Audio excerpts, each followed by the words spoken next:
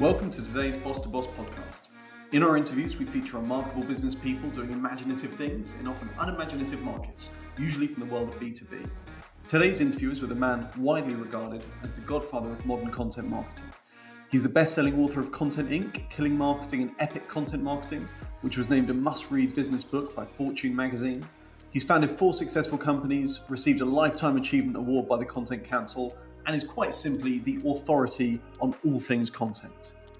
That man, of course, is Joe Pulizzi, and today he's going to be talking to us about content within B2B and professional services.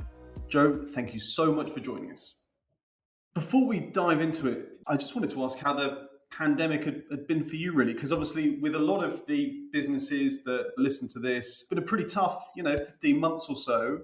A lot of them operate in a very kind of conventional way and have had to kind of migrate a lot of their methods, a lot of their operations from a traditional medium across to a digital one. Perhaps that was a good thing that needed to happen anyway, but it's been a hell of a change. I just wonder how the period has been for you.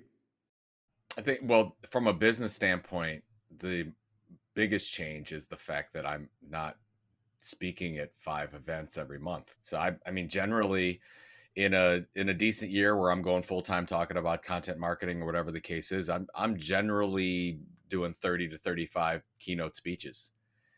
Well, that didn't that didn't happen. Now on a different take, now I'm doing a lot more virtual speeches. I've done a lot more international stuff because of course I can do it from my office at home. So from that standpoint, it's opened up some new opportunities. But I think, more than anything else, and just have to change our tactics and how we reach people. It's just focusing on, delivering value online in core formats and building subscribers.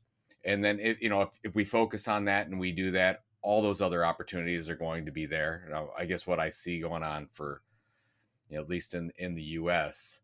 Now, Delta variant aside, who knows where this is going to go, but in the next 18 months, the in-person event scene is just going to blow up. I mean, I've already seen so many people reaching out saying they're rebooting their event and they're putting more money into it, or whatever the case is. So you're going to see a lot of investment in that area, which is why we were talking, right at the beginning of the pandemic, we thought it was a really good time for, large B2B companies to buy events, because a lot of these media companies were going out of business. They didn't have the money. It's before a lot of the monetary help came from the government, and could have snapped up some really good event brands and launched them later. But, if you didn't get that opportunity, that's gone now. But, hopefully we're getting back to some kind of normalcy, whatever the new normal is. In the US, you have most of the people are, got their vaccine. They're feeling pretty good about it. And then you've got a good portion that are still in denial that anything happened. So I don't know if that's the same where you're at, but that's... Yeah, I suspect it's the same everywhere, sadly. But on the subject of events, then those sort of more physical, conventional events, because I sort of been talking to people about this recently within the B2B world. I have a feeling that actually, if anything, the next, and if I've understood you correctly, I think you're perhaps alluding to this. You were alluding to this a moment ago. I feel like there's maybe never going to be a better time than the next 12 months to be 12, 18 months to be running some physical events, because I feel like some people are climbing the walls and desperate for that kind of physical engagement. Now, I don't doubt for a second that there's a proportion of people who are just absolutely not going to be interested, and there will be a need for that kind of hybrid experience. But I actually think it's going to be a really exciting time and sometimes in a world of digital saturation, those more traditional physical encounters can be the ones that enable people to really kind of cut through the noise. I wonder what your take is on that.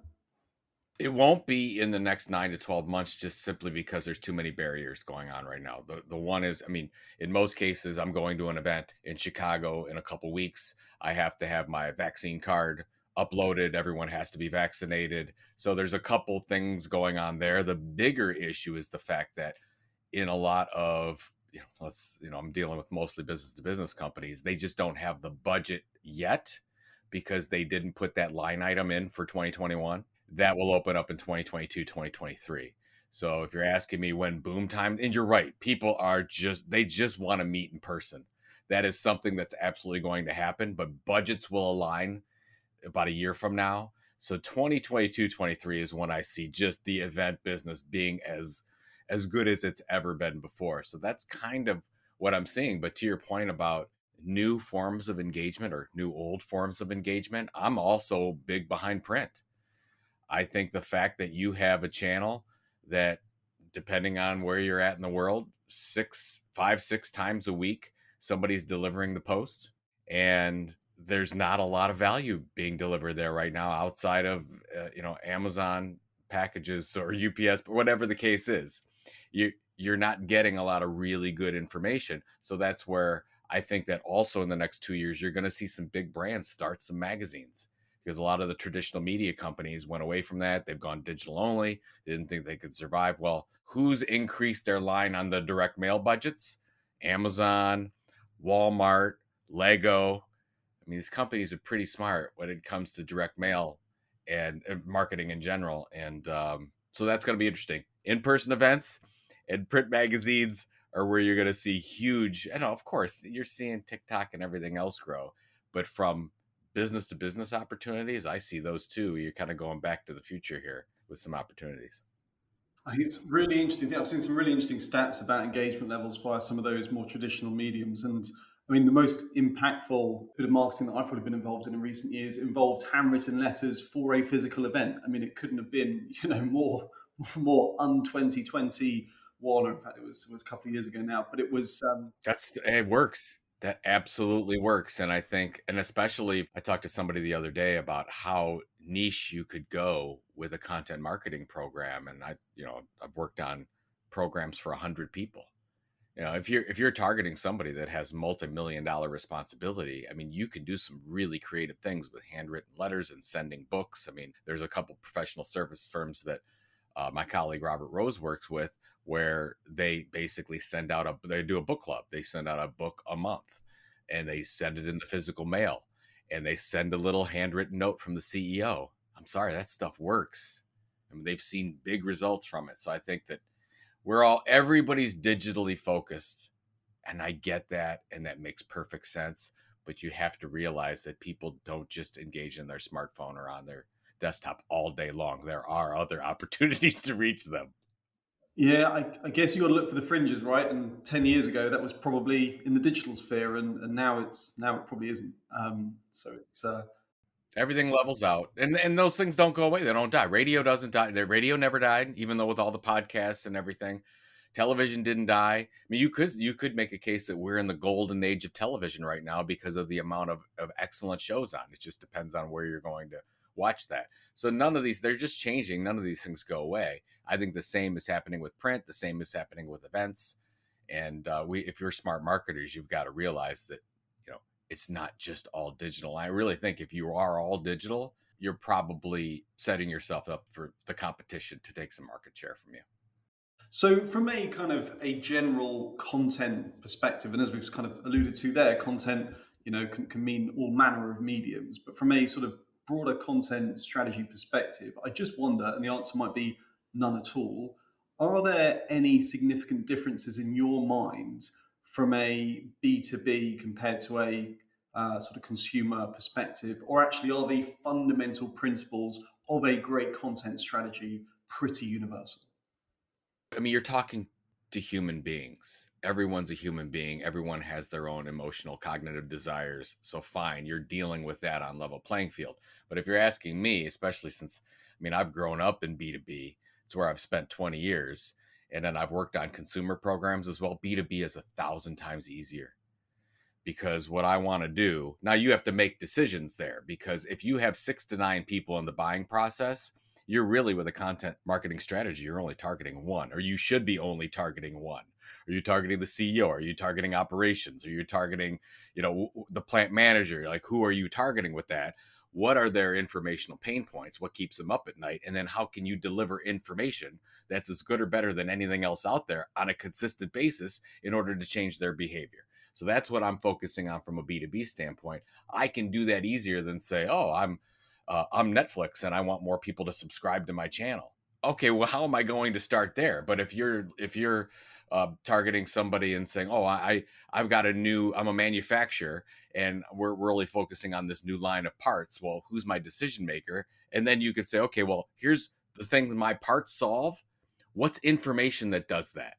So you want to say, "Okay, I'm not talking about this is not product content. I'm not talking about that." Well, what's the information? So if you're a professional services company, let's say, I'm really giving away the farm. I am saying, okay, here's the target decision maker, and I am going to give away my secret sauce and tell them everything possible, because you have a competitive advantage in that, because a lot of service firms won't do that. They don't want to give, oh, no, that's proprietary or whatever. Well, you know what? If somebody then takes that information and uses it themselves, you don't want that. You've never wanted that customer. You want the one that say, oh, I love that thinking. I trust that firm. I trust that individual who's ever sending it. You become loyal to them because you're sending that over a consistent period of time, and then that will affect your buying decision long term. So if I have a choice between B2B or B2C, I'm always going B2B, because I mean, yeah, you can. We were just talking about it. You can target 100 people. You can target 1,000 people. Consumer program is much more unwieldy. It takes a lot longer. I think you're more limited with channels. Like, you can't do events and print like you could on the B2B side. So yeah, I'm all in on B2B. And I think, so what you mentioned there, the ability to be able to target very small numbers of people, I think in a funny way that when you're targeting exceptionally small numbers of people, it almost forces you to think a little bit laterally, because you start thinking about that individual human being. It's a name on a spreadsheet. It's not a persona. It's not a kind of a general concept of a person. It's a very specific human being with a name and a job role in a particular company, particular habits. And suddenly you realize that actually, just because everyone else is on this platform engaging with this kind of content, actually this individual human being is doing something entirely different. Maybe they're in law, but maybe they're most active on Instagram. Maybe they're really interested in, I don't know, cycling or a particular thing. And you start to look at that individual in such a specific way that forces you almost to think a little bit more laterally, a bit more creatively. Well, yeah, and informationally versus entertainment. By the way, there's nothing wrong with delivering entertaining content on a regular basis. I mean, every company wants to do that, but a business to business company can really focus on the informational pain points. How is this person suffering in their career? How can I help them get a better job or live a better life in some way from that standpoint? I like that challenge. I'm up for that challenge versus saying, okay, well, what do we need to do to make sure that this is fun? Well, okay, that's fine. And there's a lot of agencies paid a lot of money to figure that out. But I'd really sit down and say, okay, well, what do they need to do to take the next step in their career? And how can we be the expert solution provider for them? That's a core to what a business media company has done forever, except now any company can do that. So there's an opportunity there. So one of the challenges, and it's probably a challenge for every business person, I guess, but particularly within professional services, I think there's always a big emphasis on kind of short to medium term ROI, and of course, with a lot of this stuff, you have to take a bit of a leap of faith and believe that the change you're seeking to make is one that matters, that people buy into, and if you can do that and you can build an audience, then the commercial benefits will come in due course, whether that's in 12 months, 24 months, 36 months. But there's got to be a level of belief that goes into that. And there isn't always space for that kind of thinking in the conventional sort of corporate environment. I wonder, how would you encourage a professional or company to look at that? And what sort of metrics should they be basing their success on during that tricky period, the first sort of 6 to 12 months, where it might not yet be evident that this thing is actually paying for itself? Well, content marketing programs in professional services companies fail for two reasons. One is because it stops. Somebody has said, well, I don't believe in it, whatever. And 6 months, I don't get the research, whatever. Or it's not consistent. You don't deliver every once in a while, or you have a campaign focus. Most of them work from the 12 to 18 month mark. So you're saying, yeah, I've got to get to 12 to 18 months. So if I'm a professional services marketer, you have to work on your internal marketing. You have to set the expectations that this is not a direct mail campaign. This is not a short-term advertising program where you should expect some results quickly. This is something where we're trying to build a relationship with a group of people over a long period of time, and that behavior is not going to change instantaneously. We are trying to build a loyal audience. So that's the metric that I want. So that's the super metric. The super metric is subscribers. So if you're saying, okay, well, what does that mean? That means that you probably have some kind of email or membership offering that people are subscribing to that you deliver over a long period of time. So it probably means you got to get your email newsletter in shape or whatever. Now, to up to that point, there's all kinds of vanity metrics you could look at. You could look at engagement. You could look at follower counts, although I hate them. I don't think they do it. There's so many bots out there. Who knows? So what I want to do is I want to focus on a minimal amount of channels. So let's say, okay, we're talking B2B. So you might say, let's look at LinkedIn and Twitter, and you've got some consistent, you're basically using those channels as your influencer channels. You're sharing other people's content. You're becoming known for experts in that area. And then what you want to ultimately drive them to as you build a following on those channels is drive them to your subscription offering. What is that? Is that a quarterly book club? Is it what is it? Is it a webinar series? Whatever that consistent thing is that you say, this is our jam. This is what we're really good at. You want to see subscriber numbers go up. And then as you do that, you want to measure behavior change. So what I want to do, and you're right, you can't do this in 6 to 12 months. You to the 12-month mark, you can say, okay, let's say you've got 5,000 subscribers for your email newsletter. Then you can start to look at, say, what do those 5,000 people do differently than everyone else? Do they buy more? Do they stay longer as customers? Do they talk more favorably about us on social media? You can start to measure those things. Generally, when you look at the content marketing awards and who's winning, they're ones that have programs going for 2, 3, 4 years. But you have to get to that point. So everything that you're doing as a marketer is setting up. And that's why if you don't have an internal marketing program to whoever's paying the bills on this thing, whoever your chief financial officer is or your chief marketing officer, you need to say, this is a long-term initiative. This is going outside the campaign cycle. This is going outside of the annual budget. You have to do those things. And then the great news is there's all kinds of case studies out there, from Arrow Electronics on the B2B side to Red Bull Media House on the B2C side, that you can say, wow, look at these. These companies have produced multi-million-dollar media groups that can be sold independently outside of the company themselves that are so valuable. This is what we're trying to do, but you have to set it up that way. I think I can guess what your answer would be. I could be wrong. If you had to encourage these companies to focus on one channel, and it's interesting this, because I've heard a lot of people in the past talk about from an efficiency, from an operational perspective, you invest time creating incredible content. You want to spread that as far and wide as possible. You want to get it across every channel. But I also know from watching a lot of your content in the past that you're a big advocate for really nailing, one or maybe a couple of specific channels. If we assume that you're going to say the latter is the right thing to do, which for a typical B2B professional service organization, if you had to pick one channel, what might that be? Well, if you were forcing me to pick one, it would absolutely be email, because on any other channel, I have no control as a marketer, as a business person. LinkedIn, Twitter, Facebook, TikTok, Instagram, whatever, they can block me. They can change their algorithm so they don't show. I mean, I could have a YouTube channel and I get a subscriber, but YouTube changes their algorithm and they're not going to show my stuff. It happens all the time. People get blocked from Twitter, as we know. I mean, these things happen. So why would I give more control to those channels and continue to build those platforms? It's not that you shouldn't use them. But what I'm saying is, if you've got a choice of one, you want to pick the one where you have the most control. You're delivering that on an ongoing basis. I can set to send to my opt-in subscribers whenever I want to. So that's the way that I'm going. But you might be asking, oh, why only one, or why a focus on a couple? When you look at the greatest case studies in the world, this is for media companies and for content marketing examples, you don't see the spread content everywhere be successful. It's not, because you only have so much, I call it content energy. An organization, I don't care how many resources you have, what your budget is, you only have so much content energy, and you can't take it and spread it all over everywhere, because what you create is a mountain of meh, or just a bunch of mediocre content. It doesn't break through.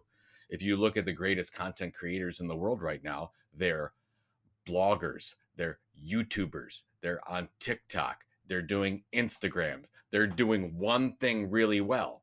And then once you do one thing really well, then you diversify. So look at Huffington Post started as one blog to one group of people. Well, now they got 400 different blogs, but they started out with one, right? Financial Times, it just started out with one newspaper. We're going to do this newspaper better than anything else. Now they do 100 different things. TED Talks just focused on doing the 15 to 18 minute talk. That's what we're focusing on. They built their brand that way, and now they do everything. They do all the, but so you have to build the one thing great first, build that, what I call a minimum viable audience, something that you can see some behavior change, and then you can go ahead and diversify and then become that, multimedia platform. So if I'm just starting in this, I'm probably picking my email newsletter, or secondarily, if I had to choose, it would be a podcast, because I've got a little bit more control over those things, can build a following. And then I'd probably pick 2 at the most social channels to really spend my time. And then on the other ones, so let's say Facebook or let's say Instagram, you're there, and you're there probably to listen and to use it as a customer service channel or whatever the case is, but you're not delivering consistently anything on that channel because you want to be great in these other things.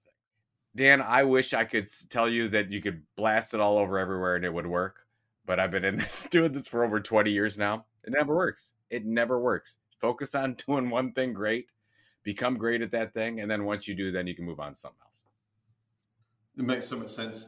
I just, on the subject of email then specifically, the question of building that list. Now, of course, you need a great hook. I love the thing you mentioned about, book clubs, for example, and just thinking a little bit kind of creatively about how you can capture that audience. I wonder what your view is on slightly contentious topic, this building this more aggressively, scraping data, because I usually, 9 times out of 10 when I have these conversations, everyone's kind of in agreement that it's not what companies should be doing. And obviously there's GDPR implications, particularly if you operate in the consumer space. But every now and again, I'll be dealing with a business, and they've aggressively scraped together this list of X million people, and it's delivering massive returns for them. And actually, it's a really effective foundation for them to kind of build their sort of content strategy on. And I never really know. I always feel a little bit kind of unsure about how I feel about those conversations. I wonder what your take is on that more aggressive kind of approach. Well, I'm not a fan. Yes, you can. Right now, sometimes we're seeing results. I think long term, those things are going to affect you. I think you're going to get flagged somewhere. You're going to become a spammer if you do that. I mean, I get it all the time. I'm sure you do as well. So I'll be on a podcast and somebody will just add me to their email list. I'm like, well, how did that happen? Or get into some nefarious actions by whatever data you're trying to get on the web, and you can get it right.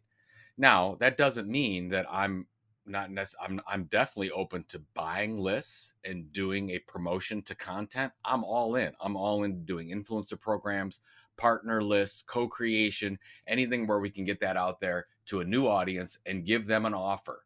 I'm all for advertising our content offers. All those things I'm open to. If you've got a really good content product, then I'm into. But if you are not doing double opt-in right now, and you're thinking that you can short circuit that in some or go around and say, oh no, we don't need to do that, you're setting yourself up for something bad, because everyone wants to give their permission. And the other thing is, again, I'm not talking about a short-term hit here. I mean, if you want short-term results, don't do content marketing. God, go interrupt people. Go do ads and billboards and all that kind of stuff, because with content marketing, you're building a long-term relationship with an audience. So it's much, much different. And that's why you want to do everything right. And I'll give you an example. So my new company called The Tilt, which we focus on content creators who are just getting started, individuals. We bought a company and we bought their email list and we started going out to that list. Well, there were about 3,000 people that never opened anything for 6 months. Well, we sent them a final thing and say, hey, you're off the list if you don't open. We had a couple people open it, and then most of those 3,000 are gone. We will never touch them again, never do anything with again, never promote anything. That's just the cost of doing business with a long-term program. And I want opt-in, and I want high open rate, and I want high click-through rate, and I want to make sure that, if you got an email newsletter and you're only getting 5% or less open rate, you're in trouble. Like, you really should be north of 20% if you're doing something well. And you and I both know most companies aren't getting a 20% open rate. So you've got to focus on excellence when you think about this way. So yeah, take your shortcuts. You could try it, but long term, I don't think it's going to work for you. A slightly different kind of question. So I wonder from your experience, if you've, particularly within sort of B2B organizations, how you see sales and marketing working together, if at all, on this stuff. Because it often strikes me that some of the best communicators within an organization and the people who often have the greatest insight into the customer's world and also the need for insight into the customer's world are within the sales function. And it can be quite unhelpful sometimes to have what I think can be a slightly artificial separation between sales and marketing when they're all trying to achieve the same end. I wonder if you have any experiences of where a sales function has actually been quite sort of proactively and constructively involved from a content strategy perspective, whether that's in gathering information, deploying that information. Would any examples spring to mind, or from your experience, do the two functions still operate very, very separately from that point of view? Well, I would like to think that they're all in the same team, but you and I both know that most of the time, even if it's a sales and marketing department, they both function completely outside each other. We've been trying to fix this forever, and it's very tough to do because generally they're compensated differently. So that's the issue that we're having. So the one example that I love, if you look at this company called Xerox, which I think most people know, they were having this issue as well because marketing was creating a lot of different content and sales wasn't using any of that content. Sales had insights because they were talking directly with the customer, but the marketing team wasn't using any of that insight. So finally they said, okay, what do we do to bridge this gap? All they did was they created a weekly email update. And you can do this on Slack and however you need to communicate, but they just chose email. And they said, here's the 5 pieces of content that we created in the last week that we think would be helpful. And to do that, they had some of the salespeople on there checking out the content, testing out the content. So they basically, instead of going out to all 300 salespeople, they had like a core team that worked with them to make sure, is this content working? Is it the right kind of content you're looking for? Are we looking at, lead gen? Is this content that we want for, to increase loyalty? You want send a nice update to your customers? Do you need something to put on LinkedIn for your personal profile? I mean, these are all things. I think in a lot of cases, marketing makes these decisions in a bubble and they don't consult with sales. So put together a little team. It's not that hard to do. Reach out. Some people will be very interested in that, especially the ones that want to put stuff on their own LinkedIn profile and make them look like experts, which is a growing number of people. So put that together and then figure out, okay, we have all this marketing content that's helpful. How are we going to get sales to use it? I've been I wish I could tell you the name of the company. There's one company, which is a top 10 size company in the world, that the sales people in the sales team actually hired their own independent agencies to work outside of the marketing team because they basically had their own little agency to work with just them and take all the marketing materials, go through that agency, and that agency would create it for the salesperson. These are obviously salespeople that are making $1 million+ a year, so they could hire a little agency to do this. This is mad, right? You have a marketing department and they're taking it and they're making their own stuff. And the marketing department was just like, are you kidding me? This is actually a thing? So look, salespeople don't necessarily going to reach to marketers and say, hey, would you help me? But marketers, you absolutely have to do this because you want people to engage in your content. So how do you reach your customers most easily? Well, your one channel is absolutely through sales. You're not just doing lead gen to a list all the time. So I would put that team together, get them all in a room or on Zoom or whatever the case is, and talk about the issues. Ask the salespeople what helps, what kind of content helps, what doesn't, what are you missing, what are your customers' pain points, what keeps them up at night, what are the questions you're getting more than anything else. That's gold to a marketer. So as you're creating all your surveys and everything else to get that information, you might as well leverage sales as well because they may be the best piece of information you have. That's awesome. Look, I could ask questions all day. I'm conscious of your time because we've already gone over the limit that I promised we wouldn't. I do that all the time because I just can't stop talking. So that's what you No, get. no, no, no. It's awesome. It's awesome. No, I'm so grateful and thank you so much. I knew this was going to be good, but it's surpassed even my lofty expectations. So thank you. I think, like everyone else, just look forward to seeing what you get up to next. It sounds like you've got some. Just very quickly, just remind me what you mentioned at the start that you've got launching tomorrow. So basically, the tilt.com, we're launching some original research on the content entrepreneur. So, and this is actually relevant to any content creators because we wanted to figure out, okay, who are successful content creators out there, influencers? How are they creating content? What's working, what's not? It's a lot of the stuff that we talked about. Focus on one channel, focus on an expertise area. So basically, we go through that. That's available on the tilt.com. And then it also aligns with my new book that's out. It's called Content Inc. And Content Inc. talks about how any company can build an audience. And then once you build a loyal audience through the regular distribution of content, how do you monetize that in 4 or 5, 10 different ways? So those are the two things that we're talking about right now. That's awesome. That sounds amazing, and look forward to keeping an eye on it. Well, thank you so much, Joe. Really, really appreciate it, and enjoy the rest of your day. Thanks, Dan. Appreciate it.